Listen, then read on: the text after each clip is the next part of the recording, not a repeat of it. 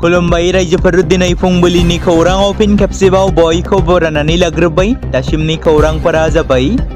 गिबि खौराङाव दङ दासान्दि समाजारि बिजोङाव एबा ससियेल मिडियायाव गोबां गोसारदों सावरायजानायखौ नुनो मोन्दों साखुन्द्रानि खौरां, नाथाय बेसेबां सैथो? जेराव गोबां दाब दाब जायगायाव उन्दै गथ' लांखारग्रा होनना सन्देह खालामनानै रायजोफोरा हमनानै सोंनाय फिन्नाय खालामदों आरो माखासे जायगायाव बुदों।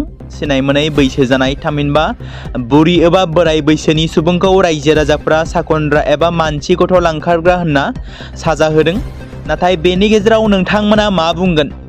दासान्दि बिटिसिजों लोगोसे आसामावबो साखुन्द्रानि दावराव दावसि खालामबाय थानाया बेसेबां सैथो? आरो मानसि लांखारग्रा होनना बेबादि सन्देह खालामनाय आरो बेबादि साजा होनाया बेसेबां गनायजाथावना? मख'जाथावदि आथिखालाव जोंनि माखासे नखरनि बिमा बिफाफोरा गथ' गथायखौ बबेयाव थांदों, सोरजों गेलेदों बेफोरखौ मोजाङै जोथोन लायैनि जाउनाव गुबुन गुबुन जायगाफोराव गोमानाय जाथाय जानाय आरो हरखाबै गिख्रंथाव जाथाय जानानै जिउ खहा जानाय जाथायफोराबो जाबोबाय थादों एबा दिनैनि दिनाव गोदान बाथ्रा नङा। बेनिखायनो आथिखालाव रायजो राजा नोंथांमोन बयबो जाहाथे गावनि नखराव उन्दै बैसोनि गथ'फोर दङब्ला मोजाङै जोथोन ला। मानोना सोरबा मानसि लांखारग्रानि मुंल' फैया, माब्लाबा समाव गारि मटर जाब्रबथाय, दैयाव गबनाय जाथायफोराबो जाबोबाय थादों। गेजेर सानजायाव दिदोमथि गैयै थासारिया दासिमबो दिदोम जायाखै, जायनि थाखाय सरासनस्रा नोगोरारिफ्रा सानफ्रोमबोनि जिउ खुंनायनिफ्राय गोजान जानांदों। जेराव गुबुन गुबुन हादोरनिफ्राय फैनाय गोबां दावबायारि आरो गुबुन गुबुन हादोरफोरनिफ्राय फैनाय दावबायारिफोरजों लोगोसेनो आरो भारतारि दावबायारिफ्राबो गुबुन हादोराव एबा गेजेर सानजायारि हादोरफ्राव दावबायनो थाखाय मोनसे जेंना फैदों आरो गुबुन हादोरारि एबा गेजेर सानजायारि हादोरफ्राव गावसोरनि ओनसोलाव एबा जायगायाव थांनो थाखाय गोब्राब फैदों। नाथाय माब्लाबा बिसोरखौ अख्रां लामाजों रैखाथि गोनां जायगासिम लानानै थांनाय जायो। बे समावनो हरखाबै मोनसे सानस्लाबै जाथायजोंबो मोगा मोगि जानाङो। जाथायनि रिपर्टनि बादिब्ला समबारनि फुङाव गंसे पेसेन्जार बिरखंआ दिल्लीनिफ्राय मेनचेस्टर फारसे थांबाय थानाय बिरखंजों बिरलांदोंमोन। बिरखंनि नम्बरा 6E33। फोसावनाय खौरांनि बादिब्ला दिल्लीनिफ्राय मेनचेस्टर फारसे थांनाय बे इन्डिग'नि बिरखंआ गेजेर अख्रां गेजेरनिफ्रायनो दिल्लीसिम थांफिननो गोनां जादोंमोन। गेजेर सानजायाव सोलिबाय थानाय दावहाबादि थासारिनि थाखाय बिरखंआ बे थिरांथाखौ लानो गोनां जादोंमोन। मख'नो गोनांदि समबारनि फुंबिलियाव दिल्लीनिफ्राय इंलेन्डनि मेनचेस्टर फारसे बिरनाय बिरखंआ 7 घन्टासो दावबायनायनि उनावनो खावसे लामायावनो थाथ'नानै भारत फारसे फैफिननो गोनां जादोंमोन। बिटिआरनि बारग' सीएम प्रमद बर'आ राज्य सभानि एमपिनि फोरमान बिलाइखौ आजावबाय। प्रमद बर'आ मोननो हानाय मेम्बार अफ पार्लियामेन्ट थामहिनबा एमपिनि फोरमान बिलाइखौ थांनाय सानखालि आजावनानै लाबाय। बारग' बिटिआरनि सीएम आरो इउपिपिएलनि आफादगिरि प्रमद बर'आ राज्य सभानि थाखाय सायख'जानानै बर' हारिनि थाखाय गोग्गानाय लाबोनो हादों। पार्लियामेन्टआव बाथ्रा बुंनो थाखाय बिथाङा सिगांबोदों। पार्लियामेन्टनि गोजौ सदनाव सायख'जानायनि उनाव प्रमद बर'आ मेम्बार अफ पार्लियामेन्टनि फोरमान बिलाइखौ मोननो हानानै मोनसे गोग्गानाय लाबोदों। मख'जाथावदि बिसायख'थि हाबाफारिया जोबखांनायनि उनाव सोमोन्दो गोनां बिसायख'थि बिबानगिरिया बे फोरमानलाइखौ गथायनानै राज्यो सभायाव बिथांनि सोद्रोमाखौ मावख'आरि महरै रोखा खालामो। मैया सायख'जानाय गोदानै मेम्बार अफ पार्लियामेन्टनि 2 बिजाथिफोराबो गावसोरनि फोरमान बिलाइखौ आजावो। डिमाकुसि स्टेडियामखौ दिनै रायजोफोरनि थाखाय बेखेवनानै होगोन बिटिसिनि गाहाय खुंगिरि हाग्रामा महिलारिया। मख'जायोदि थांनाय 2023 मायथाइनि 2 एप्रिल खालाराव लुफुंनायनि अन्थाइ खाम्फा गायसनदोंमोन आसामनि गिबि मन्त्रि डक्टर हिमन्त बिश्व शर्मानि अननायाव आरो आसाम आयेन आफादनि बुंथिगिरि बिश्वजित दैमारि, बिटिआरनि बारग' गाहाय खुंगिरि प्रमद बर', एमपि दिलीप शइकिया आरो बारग' इएम दावबायसा बर'नि हेफाजाबाव जथायै अन्थाइनि खाम्फाखौ गायसननानै खामानि मावबोदोंमोन आरो आबुं जानायनि उनाव दिनै बिटिसिनि गाहाय खुंगिरि हाग्रामा महिलारिया बेखेवनानै होगोन रायजो राजाफोरनि थाखाय। बे स्टेडियामआ आबुं जानायाव डिमाकुसि ओनसोलनि रायजो राजाफोरनि गोसोआव गोजोननाय आरो रंजानाय लाबोनो हादों। डिमाकुसि ओनसोलनि जानानै डिमाकुसि गेलेमु आफादनि आफादगिरिया थामहिनबा बिबिन्द्र बसुमतारिया मावफुंगिरि बयनिसिमबो गोजोननाय आरो सिबिनाय बावहरदों। इरान आरो इजराइलनि दावहाया 10 सान बारलांबाय। गेजेर सानजानि दावहानि आबहावायाव बबे बबे हादोरफोरा सोरनि फारसे गसंदों? आमेरिकाया इजराइलखौ खुलायैनो हेफाजाब होदों नामा? नाथाय इराना हारसिं नामा? बबे हादोरनि गोहोजों इराना एसेबां गोहोगोरा जाखो? जाय आमेरिका बादि गोहोगोरा हादोरखौ गाग्लोबनो साहस खालामनो हाखो। मोजां मोनज्लायनाय आरो दावहायाव जायखिजाया जानो हागौ, बेयाव गिनाय एबा गोनो गोथोनि जेबो जायगा गैया। गुबै बुंफुरलुआ जाबाय बेरेखा हान्जाखौ बुथारनो थाखाय जायखिजाया आदबखौ आजावनाय। मोन्नैबो हान्जाया बेसेबां आरो बेसेबां खहा जानांदों थांनाय 10 सानसोआव। गेजेर सानजायाव थासारिखौ नोजोर होनानै मुलुगा हमदांनो हाबायदि दावहानि थासारिया बेसेबां गिलु-बालु जानो हागौमोन। 28 फेब्रुवारि 2026 खालाराव जागायनाय एसेबांनो दावहानि गिलु-बालु गोहोआ बांबोनो हमदोंमोन, एसेबांनो मोन्नैबो हादोरजों एबा मोन्नैबो हादोरनो थोंजों आरो खेंसालियायै मदद आरो हेफाजाब होग्रा हादोरफोरनि अनजिमायाबो बांदोंमोन। गावसोरनि लोगोफोरजों थुलुंगा मोननानै मोन्नैबो हादोराव दावहानि आखुआ आरोबाव बांदोंमोन आरो गाग्लोबनाय आरो फिन गाग्लोबनायफोरा बांसिन गोख्रों जालांनो हमदोंमोन। गलाघाट जिल्ला दुलाराय बर' फरायसा आफादनि खुंगा 43थि थान्दै जखनथाइखौ टेलिसाल एबसुनि मावखुलियाव साननैनि हाबाफारि लानानै 8 आरो 9 मार्च खालि खुंफुङो। गलाघाट जिल्ला दुलाराय बर' फरायसा आफादनि खुंगा 43थि थान्दै जखनथाइजों लोब्बा लाखिनानै खुंफुंनाय गेवलां मेलनि थान्दै मेलाव गाहाय आलासि महरै बाहागो लायो दुलाराय बर' फरायसा आफादनि मानाव गेदेर लोगो आफादगिरि खोरोमदाव औवारिया। बिथाङा गावनि बिबुंथियाव बर' हारिनि राव थुनलाइ, हारिमु, थामोन्था रैखाथिनि आरो बेनि फुवारनाय जौगानायनि थाखाय बयखौबो खौसेयै खामानि मावनो खावलायो आरो हारियाव ओंखारनाय गासै जेंनाफोरखौ खौसे गारां होयोब्ला सुस्रांनो हायो होननानै बुंथियो। बे हाबाफारियावनो थांखि जानाय बुंथिगिरि महरै बाहागो लानो हायो दुलाराय बर' फरायसा आफादनि बारग' गाहाय नेहाथारि रमिय पि नार्जारि, बर' थुनलाइ आफादनि CEC सोद्रोमा महेश्वर गयारि आरो गलाघाट जिल्ला बर' थुनलाइ आफादनि आफादगिरि महालाल बसुमतारी बिथांमोना।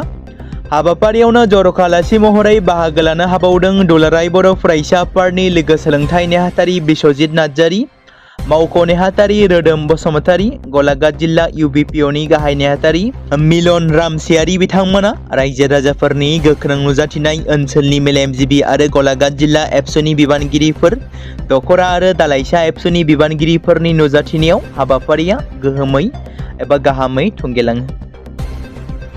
कामरुप जिल्लायाव 7 साइबार क्राइम गेंखौ हमनो हादों। मख'नो गोनांदि आसाम पुलिस क्राइम इनभेस्टिगेशन डिपार्टमेन्टनि सिङाव साइबार पुलिसआ कामरुप जिल्लानिफ्राय 7 आसाम पुलिस क्राइम इनभेस्टिगेशन डिपार्टमेन्टआ साइबार गेंखौ हमनो हादों। हमजानाय सुबुंफोरनि मुंखौ मइनुल हक, मुन कलिता, ककान कलिता, हिरक जियति कलिता आरो मुस्ताकिन आहमेद होननानै सिनायथिनाय जादों। अपारेशननि समाव साइबार पुलिसआ दायनिगिरिफोरनि आखाइनिफ्राय 1000निबो बांसिन KYC डकुमेन्ट, मोन 54 बेंक पासबुक, मोन 10 चेक बुक आरो 1500 सिम कार्डफोर बोखांनो हायो। पुलिसनि सुलुंनिफ्राय मिथिहोनाय बादिब्ला दायनिगिरिया आयेन बेरेखा आखाइ दानाय फोरोंथाय मिरु खुलिनानै मुं थिसननायनि मुङाव गोबां आइजोफोरनिफ्राय फोरमान बिलाइ बुथुमदोंमोन। खौरां मोनबावनाय बादिब्ला बेफोर डकुमेन्टफोरखौ बाहायनानै सिम कार्ड लादोंमोन आरो बेंक एकाउन्ट खुलिदोंमोन, जायखौ उनाव साइबार क्राइम नेटवर्कआ अनलाइन थगायनायनि गेजेरजों मोन्नाय रांखौ दैथायहरनो आरो दिहुननो थाखाय बाहायदोंमोन। पुलिसआ जाथायनि सायाव केस रेजिस्टार खालामनानै आरोबाव नायबिजिरनायखौ जागायदों। बेराफारसेथिं हमजानाय दायनिगिरिफोरखौ आयेन बादियै साजा होनो थाखाय थानासिम लानानै थाङो होनना पुलिस फारसेनिफ्राय फोरमायदों। चिरां जिल्ला बिजनीयाव BJPनि बिजाथिनि सायाव दावराव-दावसि सोमजिदों। बिजनीयाव BJPनि मावथिफोरा बायजोनि सुबुं एबा अरूप कुमार देखौ बिजाथि महरै गनायाखै। बिजनीयाव BJP दोलोनि मावथिफोरा सोमावसारनानै बायजोनि सुबुंफोरनो एबा बायजोनि सुबुंनो बिजाथि होनायनि अनगायै जायगानि सुबुंखौनो बिजाथि होनांगौ होननानै दाबि खालामदों। मख'जाथावदि BTCनि बारग' मावफुं सोद्रोमा अरूप कुमार देनि हेंथायै BJP सुबजार मण्डल मावख'आव गोबां BJPनि मददगिरिफ्रा स्ल'गान होनानै खुद्रिसारदों। मख'नो गोनांदि बिधानसभा बिसायख'थियाव बिजनी बिधानसभायाव बिजाथि महरै मिजिंथिनाय अरूप कुमार देआ बिसायख'थि फोसावदिंनायखौ दासान्दि जागायदों। नाथाय बिजनीयाव BJP दोलोनि दैदेनगिरि आरो मावथिफ्रा बेखौ बिजाथि महरै हास्थायाखै। अरूप कुमार देनि सोलायै बिजनी BJPनि दैदेनगिरि आरो मावथिफ्रा जायगानि सासे सुबुंखौनो बिजाथि महरै दाबि खालामदों। आमेरिका हादोरा इरानखौ गावखौ गथायनो थाखाय खनले बाथ्रा बुंबाय थानाय एबा खोथा होदोंब्लाबो हादोरा जेननायखौ गनायना लायाखै। बे जाहोननि थाखाय आमेरिकाया इराननि सायाव खनले गाग्लोबबाय थादों।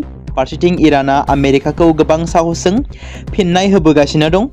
बेफोरबादि थासारिनि गेजेराव इराना फिन खेबसेबाव आमेरिकाया होनाय मददखौ नेवसिगारदों। इराना रोखा खालामना होदों दि डनाल्ड ट्राम्पनि जेबो बेफोरबादि सर्तफोरखौ गनायनानै लाया। बिथांमोना रोखायै बुंदोंमोन दि बिथांमोना माब्लाबाबो आमेरिकानि सिगाङाव गंग्लायनाय नङा। इराननि पार्लियामेन्टनि बुंथिगिरि मोहम्मद बाकर खलीबाफआ बुङो दि इराना माब्लाबाबो दावहानि नारसिननायाव गावखौ गथायनाय नङा। रायजोनि खौरां एजेन्सि IRNA फोसावनाय खौरांनि बायदिब्ला खलीबाफआ बुङो दि आमेरिकानि हादोरगिरि डनाल्ड ट्राम्पआ साननैसोनि दाङाबाजिनि उनाव इरानखौ गंग्लायगोन होननानै साननानै मोनसे गिदिर गोरोन्थि खालामदों। बिथाङा बुङो दि जोंनि हादोर आरो जोंनि सुबुंफोरा गमामायैनो माब्लाबाबो गावखौ गथायनाय नङा। बिसोरो जुजिगोन आरो बिसोरो जुजिगोन बाथ्राखौ बुंदों आमेरिकानि प्रेसिडेन्ट डनाल्ड ट्राम्पआ। गोबां सम नेनानै थानायनि उनाव जोबथारनायाव इराननि जौसिन सुप्रिम लिडार दैदेनगिरिनि मुंखौ फोसावनाय जाबाय। आयतुल्लाह आली कामेनीआ थैनायनि उनाव बिथांनि फिसाज्ला मजबाता कामेनीखौ हादोरनि गोदानै जौसिन दैदेनगिरि महरै थिसननाय जाबाय। इराननि एसेम्बलि अफ एक्सपर्टफोरा बे थिरांथाखौ लादों। इराननि हादोरसायारि खौरां एजेन्सिया फोसावनाय बायदिब्ला एसेम्बलि अफ एक्सपर्टफोर जाय सा-88 सोद्रोमाफोर गोनां धोरोमारि आफादा थिरांथा गोनां बर्डनि गेजेरजों मजताबा कामेनीखौ थामथि खेबनि थाखाय जौसिन दैदेनगिरि महरै सायख'यो। बे मुंखौ फोसावनायनि उनावनो इराननि मिलिटारि फर्स, इस्लामिक रिभलिउसनारि गार्ड कर्प्स थामहिनबा IRGC आरो राजखान्थियारि दैदेनगिरिफ्रा मजताबा कामेनीनि फारसे फोथायनायनि समायखिरा लादों। IRGCआ मोनसे बिबुंथिनि गेजेरजों बुंदों दि जों गोदान बिथोनगिरि एबा दैदेनगिरि आयतुल्लाह सैयद मजताबा कामेनीनि बिथोनखौ मानिनो आरो गावखौ बावसोमनो थाखाय साखाफारा। पार्लियामेन्टनि बुंथिगिरिया बेखौ धोरोमारि आरो हादोरारि मावनांगौ हाबा होनना फोरमायदों। रैखाथि बिबानगिरिफ्रा बुङो दि बे गोब्राब समाव गोदान दैदेनगिरिया हादोरखौ थार लामाजों दैदेनलांनो हागोन होनना फोरमायदों। BPFनि दिनाव जों मोनखानाय MP खौ खोमानासो लानांदोंमोन। बाथ्राखौ बुंदों निजोरा बसुमतारीआ। मिरु UPPL दोलोनि लेङाइ आफादगिरि निजोरा बसुमतारी बिथाङा बारग' BTRनि चिफ प्रमद बर' बिथांखौ साबायखर जासिदों। लोगोसे खाम्फाखौ गादि आरो थाखा लबि सासे मोजां एबा सोद्रोम गोनां लिडार नङा आरो बाव बारस्लायलाय होननाबो बुङो। लिडारशिप क्वालिटिबो गैया होनना खौरां बिजोङाव बुंथियो आरो हाग्रामा महिलारि बिथांनि फेस्ला खालाम समाबो जोबसिगोन मानोना दानि सुबुंफोरा गोदोनि बायदि 2G नंला 5G जुग होनना खौराङाव बुंथियो। BTCआव मानगोनां हाग्रामा महिलारिनि दैदेननाय BPF दोलोनि सोरखार फैनायनि उननिफ्राय BTCनि दाब दाब ओनसोलाव जौगालु हाबा मावगोननि अन्थाइ खाम्फाखौ दासान्दि गायसननाय बायदिनो फिन आरोबाव BTCनि चिफ हाग्रामा महिलारि, आसामनि स्पिकार बिश्वजित दैमारी आरो आसामनि मन्त्रि जयन्त मल्ल बरुवा बिथांमोना तामुलपुराव 150 कौटि रांनि मावथांखिनि अन्थाइ खाम्फा गायसनदों। BTCनि गाहाय खुंगिरि हाग्रामा महिलारि, आसाम केबिनेट मन्त्रि जयन्त मल्ल बरुवा आरो आसाम एसेम्बलिनि बुंथिगिरि बिश्वजित दैमारी बिथांमोना रबिबाराव तामुलपुर जिल्लायाव 150 कौटिनिबो बांसिन बेसेननि गोबां गाहाय जौगाहां मावथांखिफोरनि थाखाय जौगालु हाबा मावनो थाखाय अन्थाइ खाम्फाखौ गायसनो। मख'जाथावदि BTCनि चिफ हाग्रामा महिलारिया हेलिकप्टारजों नाग्रिजुलियाव सफैयो आरो नाग्रिजुलि डिग्री फरायसालिमाखौ लुफुंनांगौनि थाखाय अन्थाइ खाम्फा गायसनग्रोयो आरो नावकाटानि सुक्लाय पार्कआव औबारि मिनि स्टेडियाम बायदिखौ नेमबादियै अन्थाइ खाम्फा गायसनो आरो बेयावनो बानजायनाय मेहेरगोनां हाबाफारियाव आसाम एसेम्बलिनि बुंथिगिरि बिश्वजित दैमारीया बाहागो लायो। नुनो मोननाय जादोंदि हाबाफारियाव मोनसे सुबुं जथुम्माखौ नोजोर होनानै हाग्रामा महिलारिया ओनसोलनि मोन 6 धोरोमारि फसंथानफोरनो आसाम दर्शन बिथांखिनि सिङाव राङारि अनसुंथाइबो होयो। बे समावनो मन्त्रि जयन्त मल्ल बरुवा बिथाङा 136 कौटि रां खरसा खालामनानै गरेस्वर बायहाटा सारियालिनि लामायाव लुफुंजानो गोनां 1.5 किल'मिटार गोलाव रेलवे अभारब्रिजनि अन्थाइ खाम्फाखौ बेखेवो। मैया हादोरनाङारि आइजो सानमोन। बोसोरफ्रोमबो 8 मार्च खालारखालि मुलुगनाङैनो आइजो सानखौ फालिनाय जायो। बे साना गाहायै नासयजानायनिफ्राय उदां मोनसे दावगालु समाज दानायनि थांखिजों आथोनारि समानथिनि खौरांखौ फोसावो। आइजो सान फालिनायनि गुबै थांखिया जादों बुहुमनि गुबुन गुबुन जायगायाव गुबुन गुबुन जानो हागौ, नाथाय बेयो सरासनस्रायै आइजोफोरनि थाखाय समान मोनथाय, आइजोफोरनि सायाव जानाय हिंसा आरो सोबख'नायखौ होबथानाय आरो आइजोफोरनि फारसे मान आरो समान नोजोरजों नायनाय। बे बिथिंखौ नोजोर बोनानै मैया NDBनि गायसनगिरि गेदेमा रन्जन दैमारीनि आंगो बिनानाव डक्टर अनजालि दैमारीया समाजारि बिजोङाव एबा मोखां बिजाबाव माखासे सावगारिखौ पस्ट खालामदों। मख'जाथावदि बर' वमेन जास्टिस फरमनि चिफ एडभाइजार डक्टर अनजालि दैमारीया मैयानि मुलुगनां आइजो सानाव फालिनाय मोनसे हाबाफारियाव गाहाय आलासि महरै बाहागो लाहैनो मोननायखौ गावनि फेसबुक एकाउन्टनि गेजेरजों शेयार खालामदों अनजालि दैमारिया। हादोरसायाव सानफ्रोमबो खावनायनि जेंनाया जेरावबो बांबोगासिनो दं। दुथां सिखावफोरा खावनो थाखाय गोबां रोखोमनि सोलो बाहायो। बेबायदिनो बिश्वनाथावबो खावनाय जाथायफोरा सानफ्रोमबो बांबोगासिनो दं। बेबादि समावनो बिश्वनाथाव थानाय सासे जायगानि सुबुंनि गोख्रों संदाननाय आरो सांग्रांथिनि जाहोनाव सानै सिखावखौ हमनो हानायाव जाफुंसार जानो हादों। मख'नो गोनांदि सतियायाव हरनि समाव गुबुन सासे सुबुंनि जुलि जाखांनायनि उनाव न'फारसे गिदिंबोफिननायनि उनाव राजेश बरा मुंनि सासे सुबुङा पुलिसनो जानबुंनि गेजेरजों खौरां हरदोंमोन, जेराव खाथिनि न'नि लांगोनायाव सिखावफोरनि मोनसे हानजाया हाबदोंमोन। जेब्ला हानजाया राजेश बरानि लांगोना सिङाव हाबगासिनो दंमोन, बे समावनो पुलिसनि हानजाया जाथायथिलियाव सहैयो। उनाव राजेश बरा आरो पुलिस हानजाया होसोनानै सानै सिखावखौ हमनो हायो। थेवब्लाबो हानजानि गेजेराव थाफानाय गुबुन सिखावफोरा खुनुरोखोमै खारखोमानो हायो होनना पुलिस फारसेनिफ्राय फोरमायदों आरो पुलिसआ दासान्दि हमजानाय सानै सिखावफोरनि सायाव सोंनाय फिन्नाय खालामगासिनो दं होनना पुलिसनि सुलुङाव फोरमायदों।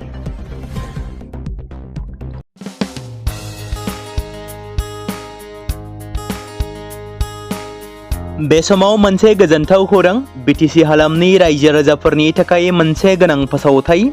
क'क्राझार जिल्लानि सिङाव थानाय बड'लेण्ड एकाडेमि सिनियर सेकेन्डारि स्कुला लानानै फैदों गोजोनथाव खौरां। बड'लेण्ड एकाडेमि सिनियर सेकेन्डारि स्कुला 2026 आरो 2027 सोलोंथाइ बोसोरनि थाखाय लानानै फैदों नार्सारिनिफ्राय लानानै थाखो 9 सिम फरायसा आरो फरायसुलिफोरनि गुन गोनां सोलोंथाइनि थाखाय खम बेसेनावनो गोदानै मुं थिसननायनि खाबुखौ होगासिनो दं। मख'जाथावदि क'क्राझार जिल्लानि हल्टुगाव आउटपस्टआव थानाय क'क्राझार तिनिआलिनि बड'लेण्ड एकाडेमि सिनियर सेकेन्डारि स्कुला गुन गोनां सोलोंथाइ होनायजों लोगोसे थाखो 9 नि थाखाय इलेक्टिभ साबजेक्ट महरै मेथामेटिक्स, जिअ'ग्राफि, हिन्दी, हिस्टरि बायदि आयदाखौ लानो हागोन। मोजां सोलोंथाइ लानायनि अनगायैबो बड'लेण्ड एकाडेमि सिनियर सेकेन्डारि स्कुलाव उफ्रा सोलोंथाइ हिसाबै environment field study, English speaking course बायदिखौ लाफानानै सोलोंथाइ लानो हागोन। बेनि अनगायैबो गोजान लामा हान्थिनानै फरायग्रा फरायसा फरायसुलिफोरनि थाखाय आलादायै मोजां हस्टेलाव थानानै फरायनो हानायनि खाबुफोर होनाय जादों। बेनि थाखाय नोंथांमोना आबुङै मिथिबावनो थाखाय एबा थोंजोङै फोनांजाब खालामहर 9101 488 399 जानबुं नम्बराव। बे समाव मोनसे गोनां फोसावथाय। बर' सावथुन नायनानै मोजां मोनग्रा गासै बर' रायजो राजाफोरनि गेजेराव लानानै फैदों मोनसे बर'नि OTT प्लेटफर्म गोनां, जाय प्लेटफर्मनि गेजेरजों नोंथांमोना बर'नि गोदान गोजाम सावथुनफोरखौ नुनो मोनगोन। थांनाय माखासे बोसोर सिगां बर'नि गेजेराव लानानै फैनाय निउबो एप बायदिनो फिन आरोबाव लानानै फैदों बर' रायजो राजाफोरनि थाखाय। बे बाथ्राखौ मख'नाया गोनांदि 2025 मायथाइनि जानुवारि दानाव ओंखारनाय आंगो स्ट्रिम मुंनि मोनसे OTT प्लेटफर्म गोनां निउबो एपनि गेजेरजों नोंथांमोना गोबांथार बर'नि सावथुनफोर जेरै ट्रेजेडि, रमान्टिक, एक्शन आरो कमेडिजों बुंफबनाय सावथुनफोरखौ नुनो मोनगोन। जेरै सनानि नखर, थांखि गैयै समाज, अनसुला आफा, हिर', बिमा बायदि बाजै, अर, थैसाम, वान्टेड, संदान आरो रं नाम्बार बायदि सावथुनफोरा मख'जाथाव। बेफोर सावथुनफोरखौ नायनो थाखाय नोंथांमोना गिबियावनो आंगो स्ट्रिम एपखौ गाव गावनि मबाइलाव थानाय प्ले स्ट'रनिफ्राय डाउनल'ड खालामनानै लोगोसे इनस्टल खालामनानै गावनि मबाइल नाम्बारजों लगइन खालामनानै लाग्रोनांगोन।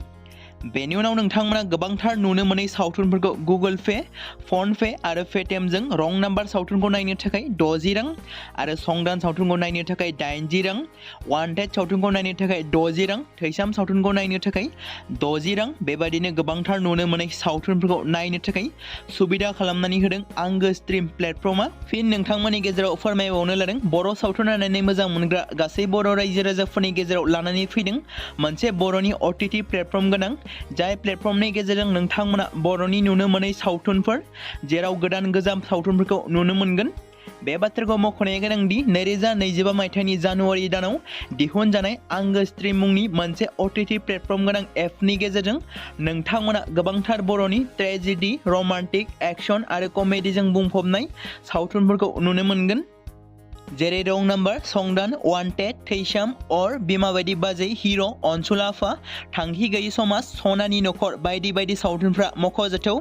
बेफोर सावथुनफोरखौ नायनो थाखाय नोंथांमोना गिबियावनो आंगो स्ट्रिम एपखौ गाव गावनि मबाइलाव थाखानाय प्ले स्ट'रनिफ्राय इनस्टल खालामनानै गावनि मबाइल नाम्बारजों लगइन खालामखांनायनि उनाव नोंथांमोना गोबांथार नुनो मोनै सावथुनफोरखौ गुगोल पे, फन पे आरो पेटिएमजों रं नाम्बार सावथुनखौ नायनो थाखाय 60 रां, संदान सावथुनखौ नायनो थाखाय 80 रां, वान्टेड सावथुनखौ सावथुनखौ नायनो थाखाय 60 रां, थैसाम सावथुनखौ नायनो थाखाय 60 रां, बेफोरबायदिनो अर सावथुनखौ नायनो थाखाय 60 रां पे खालामनांगोन।